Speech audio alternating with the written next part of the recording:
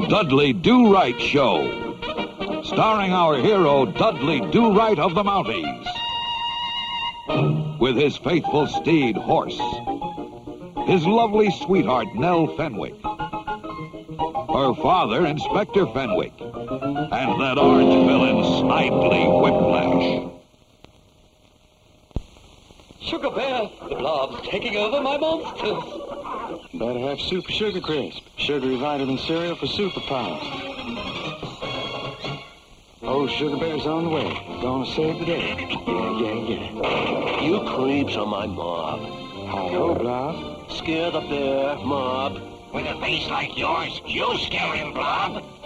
Don't go away now, Blob. Just go away. For superpower, get Post Super Sugar Crisp.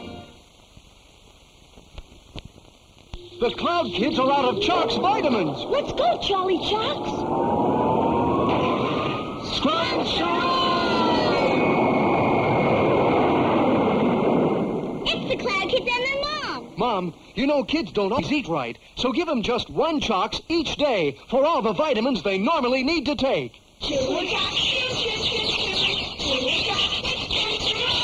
Chalks, or Chalks plus iron.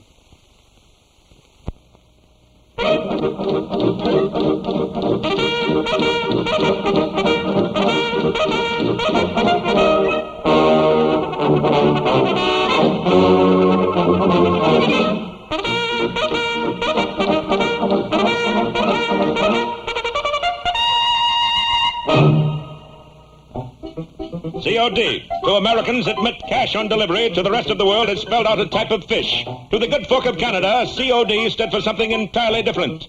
You are looking at the Canadian National Bank. You are now looking at the man who owns it, O.D. Pringle. COD?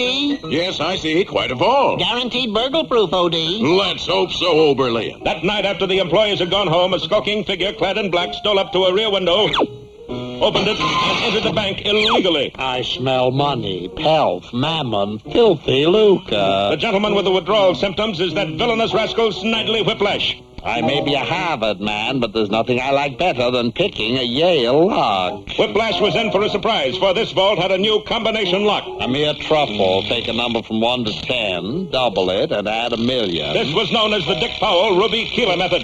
It worked to perfection. Everything I do works to perfection, until the denouement. This time it was going to be different. Whiplash was going to get it early. For who should be waiting inside the vault? None other than our hero, Dudley Do Right, who had mistaken it for a telephone booth. Elevate your hand skyward, Whiplash, else I shall fire in your general direction with my Mountie pistol, with the cord on it.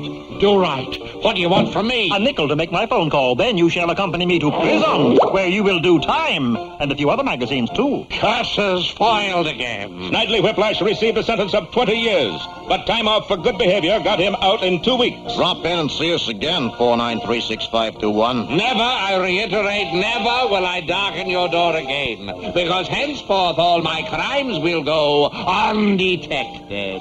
Well, I certainly hope so. A few weeks later, it happened to be Guy Fawkes Day, a gala occasion for the Mountie Post. But, Nell, you promised the next dance to me. I did not. I promised it to your host. But so far you have danced every dance with him. He keeps buying tickets. What can I do? Evening, Do Right. Oh, good evening, Inspector. How about the next dance? Sorry, your horse asked me first. He must have a conga line going. Oh, by the way, Do Right, I just got a tip that the Bank of Manitoba is going to be robbed. Well. I thought that would excite you. Take the new man and look into it. New man, sir? I didn't know he had it. Mother of pearl, it's the shining light of justice himself, Dudley Do Right. I have seen that face before. Your name, new man, what happens it to be? Arnold, Benedict Arnold. Benny and I went to West Point together. Constables Do Right and Arnold left for Manitoba bright and early the next morning. Well, at least early. I don't see any signs of a bank robbery. I don't either. Oh, my, what an attractive chandelier. Where? There. With Dudley rendered more unconscious than usual, it was a simple matter for Whiplash to relieve the bank of its resources.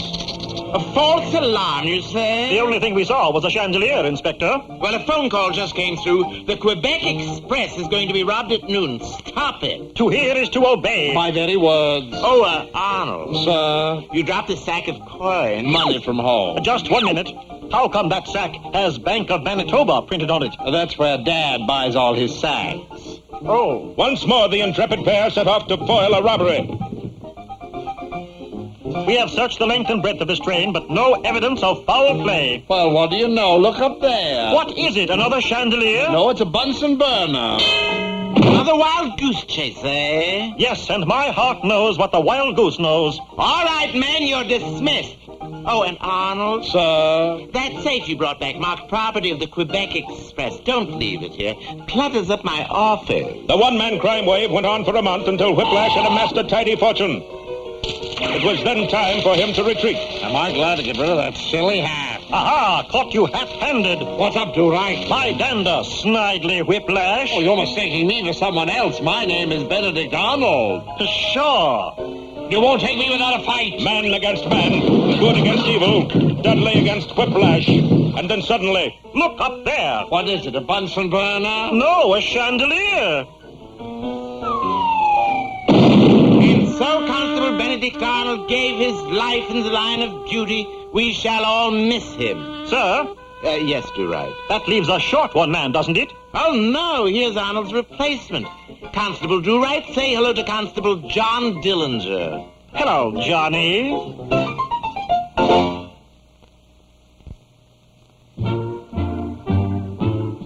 There, Galanti Gorge. Did I ever tell you how I was attacked by savages there? No, Commander, but My goal was to balloon around the world in 79 days. I took off from Paris in a balloon of my own design. Chewing bubble gum to relieve the pressure in my ears, I quickly rose to 20,000 feet. I crossed over the Alps, where I did a little skiing, and broke the record for the jump. Then I soared over the Mediterranean, where I did little fishing. Caught a huge fish, which put up a terrific struggle. But it couldn't stand the altitude and soon gave up. From there, I had to cross the Galangi Gorge with its fierce natives. I thought I was perfectly safe, high in the air, but soon arrows were whistling around me. A lucky shot punctured my balloon, and I plunged toward Earth. Good heavens, what did you do? Using my gum, I blew a tremendous bubble, which took the place of my balloon, carried me out of the gorge, over the mountains, and around the world in exactly 79 days. Saved by hot air. Quite.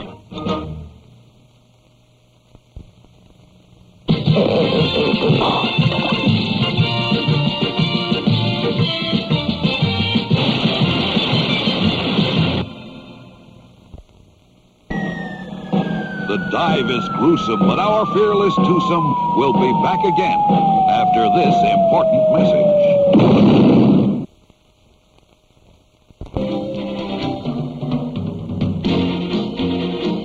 Room 222. That's where you meet Pete and Liz, Mr. Kaufman, Alice, Richie, and Jason. Mr. Kaufman played with the Rolling Stones, huh?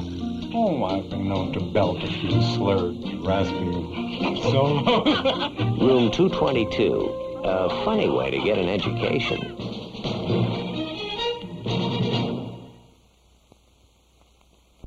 Fred, I'm out of Flintstone's vitamins. Coming up, Joey. Let's check the vitamins, Barney. Flint-mobile, Dino, Bonnie, Pibbles, Bam Bam, and yours truly. Tell Joey's mom just one Flintstone each day gives kids all the vitamins they normally need to take. But they don't eat right. So long! Joey, Mr. Fred Flintstone just delivered these. Yabba dabba do! Onward, faithful steed. We must reach Mount Up before sundown. But wait, coming over the hill is one of Dudley's friends.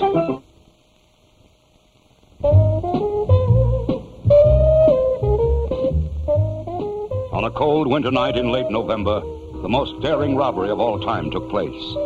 From the waters of the Hudson, amid light from the Staten Island ferries, off the very foothills of Manhattan, the Statue of Liberty was stolen. Yes, it was true.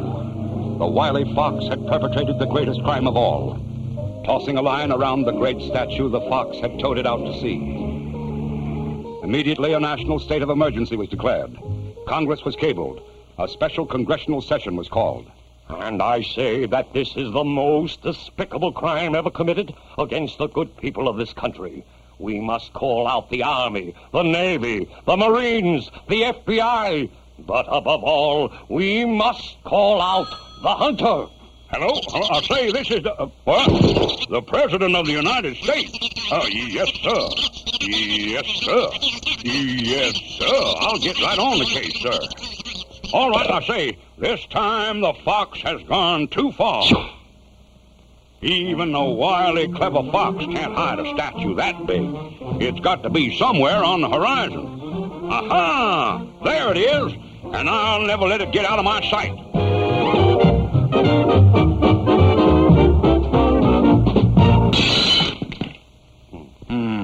Something's wrong here. That statue don't seem to be getting any closer.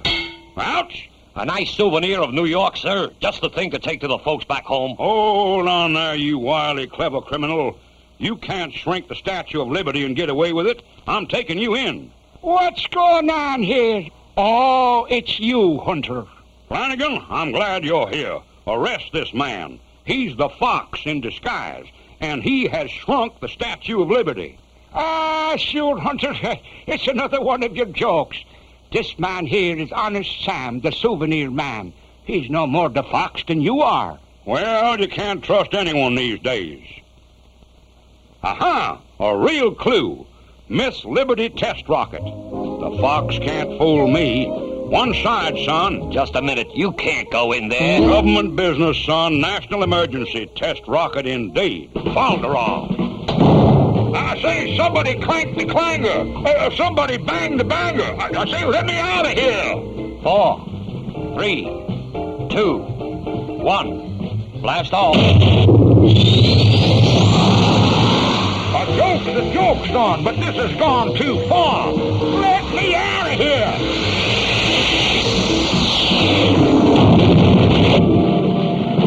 Well, that's better. Say, now, where in the cotton-blooming world am I? It's called Kryosha, comrade. Land of nudniks and spudniks and plenty of no-goodniks. But you come at the right time. Today is special. Today you can see liberty for only 2 rubles. You can't sell liberty, son. Liberty is free. Who dares sell liberty? Take me to the head of the line. It's against rules. They turn. Ah! Who was behind this amazing plan to sell the sight of liberty? The fox. Having stolen the great Statue of Liberty, the fox had taken it to Cold Crusher. Now he was charging admission, so that the people of Cold Crusher could see what liberty looked like. One ticket, please. Aha! The fox! Here. The name is Igwan Skavinsky Skava. Yes, and I'm Abdul Bulamir. Yeah, that's a joke, son. Now put 'em up. I'm taking you in. Ah, glory be, it's the hunter with the statue and the fox. Oh, how can we ever repay you? Well, now, a hero's welcome by a grateful people will do nicely, son. Comrade, told me, who was that funny man? Ah, that, me boy, was the hunter.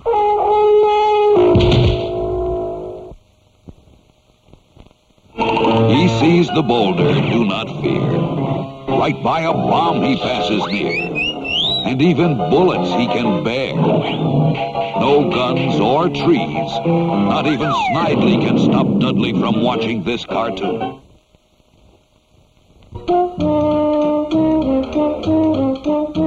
Boola boola, boola boola, rah, rah, sis boom ba, hit him down low and hit him up high, fight, fight, fight, yay, team. My, Tudor, aren't we in the good spirits today? Where have you been, my boy, and what have you been doing? I've been to a football game, Mr. Wizard. The Golden Valley Galoots versus the New York Knuckleheads. Oh, what a game, and that's what I come to see about. I sure would like to be one of them professional football players. Going out for a pass. Out! Out! But, my boy, professional football players is a big fellas. Weighs maybe 300 pounds. And you's just a little turtle boy. You would be squashed. Why not try as a ping pong or maybe croquette? Come on, Mr. Wizard.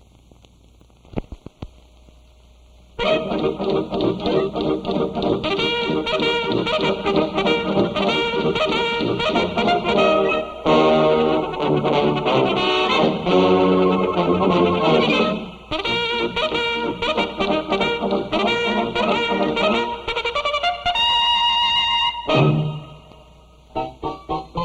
team, what most Canadians use in the winter, and what some people call the Philadelphia Phillies. Here in the gold rush town of Skagway, dogs were used for other things beside teams. Take the annual sled pulling contest. All right, boys. The man who can get his pup to pull this heavy sled across the street wins $10,000. By nightfall, not one canine had been able to budge the sled. That's when a tall, dark mustache appeared with a man behind it. Yes, Snidely Whiplash, Canada's Black Penny, had turned up again. You in the contest, mister? No, but my dog is. Actually, it was a bull elephant, but Whiplash had taught it to scratch its ear, so no one knew the difference. All right, Spot, pull the sled. Unlike the others who yelled mush, Whiplash yelled Sabu! And the contest was no contest. Snidely had the $10,000, and what's more, he and Spot returned to Skagway every year and continued their winning ways. Here's the $10,000, Mr. Whiplash. Hands up, the Spot hasn't pulled yet. Spot doesn't have to. No one's challenging. Of course, you can get away with something like that just so long, and then the mounted police are bound to hear about it. Did you hear about it, Do Right? Yes, Inspector, I heard about it. That's as far as it got, until the following year. Citizens of Skagway, your climate is superb, your hospitality boundless. But as far as this sled pulling contest is concerned, Spot and I are fed up.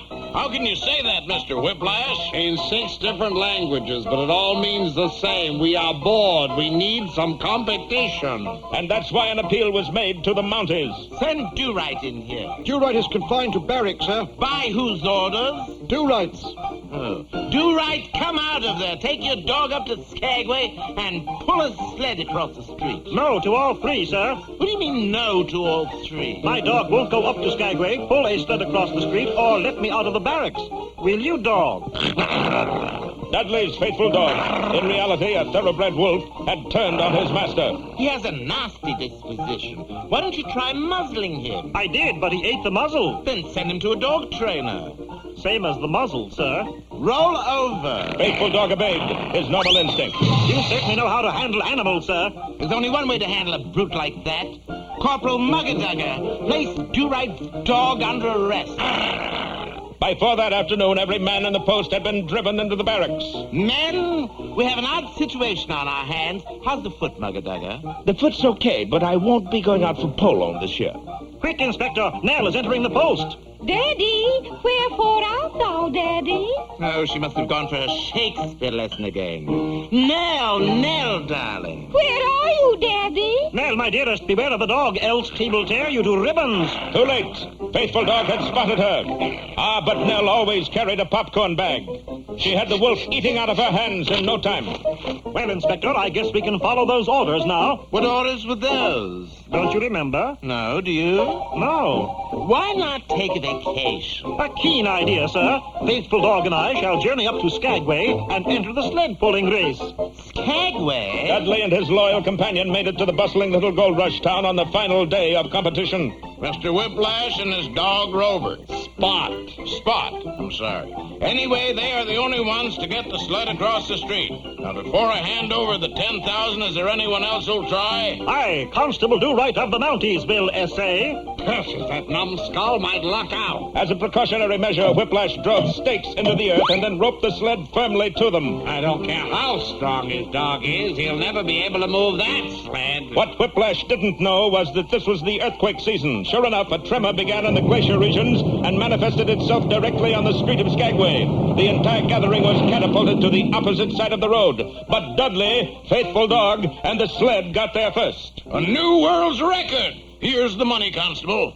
And so you see, Inspector, my vacation was not in vain. No, it was in Skagway, wasn't it? With the prize money, I bought some gifts from Snidely Whiplash. A king-size pipe for you, sir. Wonderful. And a king-size monocle for you, Nell, for your bad eye. Oh, Peachy. What about yourself, Dudley? For me, I bought a king-size dog.